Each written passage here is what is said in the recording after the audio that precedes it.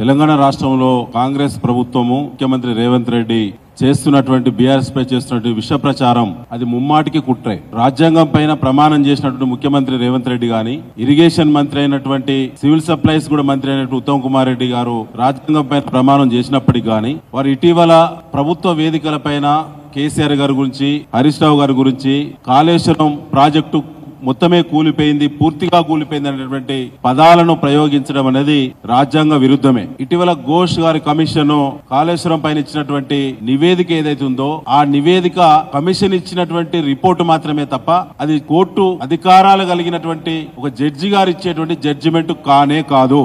రాజ్యాంగం పైన ప్రమాణం చేసినటువంటి ముఖ్యమంత్రి గారు దాన్ని జడ్జిమెంట్ గా దుష్ప్రచారానికి ఒడిగడతా ఉన్నారు. ఒక సెక్షన్ ఆఫ్ మీడియా అయితే సంపూర్ణంగా అది జడ్జిమెంట్ అయిపోయింది అనేటువంటి ఒక రాజ్యాంగ ఉల్లంఘనలకు ఇవాళ ఈ ప్రభుత్వ తరఫున ప్రభుత్వం గాని కొంతమంది అధికారులు కూడా పాల్పడతా ఉన్నారు. కమిషనర్ ఆఫ్ ఎంక్వైరీస్ చట్ట పరిధిలో తెలంగాణ కాంగ్రెస్ ప్రభుత్వము కాళేశ్వరం ప్రాజెక్టులో ఒక పార్ట్ అయినటువంటి మేడిగడ్డ 2 పిల్లర్లు కుంగడానికి గల కారణాల మీద మాత్రమే కమిషనర్ ఆఫ్ ఎంక్వైరీస్ చట్ట పరిధిలో జడ్జి గారిని పినాకి చంద్రఘోష్ గారి కమిషన్ వేయడం జరిగింది. కమిషన్ కేవలము కాళేశ్వరంలో ఉండబడిన 100 ప్రమాణికాలను కాదని ఒక్క ప్రామాణికమైనటువంటి మేడిగడ్డ బ్యారేజీలో ఉండబడినటువంటి టెక్నికల్ ఇష్యూస్ మీద మాత్రమే నివేదిక తయారు చేయడానికి సంబంధించిన సాక్షులను గాని ఇతరత్ర ఇన్ఫర్మేషన్ గాని కలెక్ట్ చేసింది. ఇవాళ 655 పేజీలతో కూడినటువంటి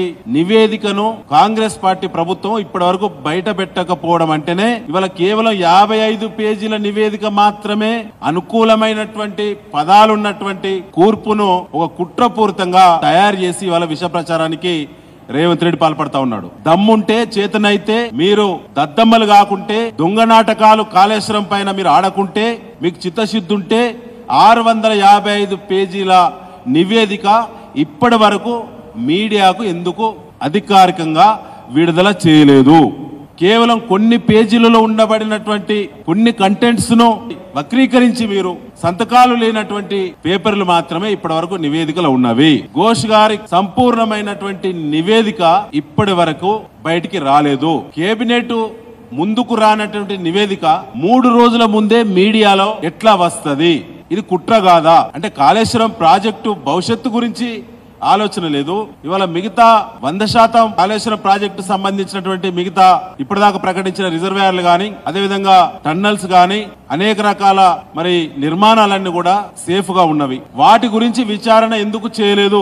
మొత్తం ప్రాజెక్టు మీద విచారణ కోరే దమ్ము కాంగ్రెస్ పార్టీకి ఉన్నదా? 2 పియర్స్ మీద ఇంత రాద్ధాంతం చేసినటువంటి కాంగ్రెస్ పార్టీ 1,00,000 కోట్లతో నిర్మించిన కాళేశ్వరం పూర్తిగా కూలిపోయిందని చెప్పి నిన్న ముఖ్యమంత్రి రేవంత్ రెడ్డి, ఉత్తమ్ కుమార్ రెడ్డి కూడా మాట్లాడిల్లు. ప్రభుత్వంలో ఎవరైనా ఒకరిద్దరు అధికారులు నిర్లక్ష్యం వహిస్తే దానికి ముఖ్యమంత్రి బాధ్యుడు, ఇరిగేషన్ మంత్రి బాధ్యుడని నొక్కి చెప్పినట్టు ఘోష్ కమిషన్ లో నివేదికలో వ్రాతపూర్వకంగా ఇచ్చినట్టు కాంగ్రెస్ పార్టీ ప్రభుత్వం విష ప్రచారం చేస్తుంది కదా. మరి అయ్యా ఇటీవల కాలంలో ఈ రాష్ట్రంలో కాంగ్రెస్ ప్రభుత్వంలో జరిగినటువంటి కుంభకోణాలు ఆధారాలతో అనేక కుంభకోణాలన్నీ వాళ్ళ బయటకు వచ్చినాయి. ముఖ్యమంత్రి రేవంత్ రెడ్డి, ఇరిగేషన్ మంత్రి, సివిల్ సప్లైస్ మంత్రి అయిన ఉత్తమ్ కుమార్ రెడ్డిలు సివిల్ సప్లైస్ డిపార్ట్మెంట్ లో జరిగిన ధాన్యం కుంభకోణంలో 1,100 కోట్ల రూపాయల ఆదాయాన్ని ప్రత్యక్షంగా మీరు గడించినట్టేనా? సూటిగా సమాధానం చెప్పాలి. దొంగల్లా పారిపోయేటువంటి దొంగలరా? ఒక్కనాడు కూడా ధాన్యం టెండర్ల కుంభకోణం గురించి ఇది 10వసారి మాట్లాడడం. హైకోర్టులో పిల్లేసినాం. ముఖ్యమంత్రి రేవంత్ రెడ్డి గారి ప్రభుత్వానికి హైకోర్టు చీఫ్ జస్టిస్ గారు కౌంటర్ దాఖలు చేయాలి, ఆధారాలు ఉన్నాయని చెప్పి నోటీసులు సర్వ్ చేసి 18 నెలలైంది. 18 నెలల నుంచి తప్పించుకునేటువంటి దొంగలరా మీరు? ఈ రాష్ట్ర ఆరాధ్యుడైనటువంటి రాష్ట్ర సృష్టికర్త అయినటువంటి కేసీఆర్ పైన ఇలా దుష్ప్రచారానికి ఒడిగడితే ఊరుకునేది లేదు బిడ్డ. త్వరలోనే ప్రజలకు, బీఆర్ఎస్ శ్రేణులకు, అనేక వర్గాల ప్రజా సంఘాల వారిని అందరూ కూడా కలుపుకొని, మీడియా మిత్రులను కలుపుకొని త్వరలోనే చెలో కాళేశ్వరం, చెలో మేడిగడ్డ, చెలో సుందిల్లా, చెలో అన్నారం ఖచ్చితంగా సందర్శన ఉంటది. ఈ విష ప్రచారానికి సరైనటువంటి జవాబు చెప్తాం. ప్రతి నియోజకవర్గానికి 1000 మంది కార్యకర్తలను తీసుకొని కంటికి ప్రాజెక్టును చూపిస్తాం. ఇవాళ వరంగల్ పూర్వపు జిల్లా, తెలంగాణ ప్రాంతం మొత్తం కూడా కాళేశ్వరం యొక్క విషకుట్రల వల్ల, కాంగ్రెస్ యొక్క విషపు కుట్రల వల్ల ఇలా ఒక్క చెరువు కూడా మత్తడబడలేదు. ఇలా వర్షం మరి సాధారణ వర్షపాతం నమోదు కావడంతో ఇవాళ నాట్లన్నీ వెనక్కి నడుస్తా ఉన్నాయి.